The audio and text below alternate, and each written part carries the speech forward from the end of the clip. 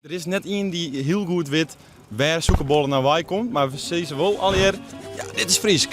Dit is van huis. Mijn Heid komt uit een bakkersfamilie en mijn Beppe die is echt binnen boppen de bakkerij hier in Snits. En hij is vanzelfs echt aan het ontbakken gaan en toen bakte hij een keer zoekenbollen. En toen dacht ik, oké, ik moet er even een filmpje van maken en dan iets de historie van de zoekenbollen erbij. Maar dat wie er net.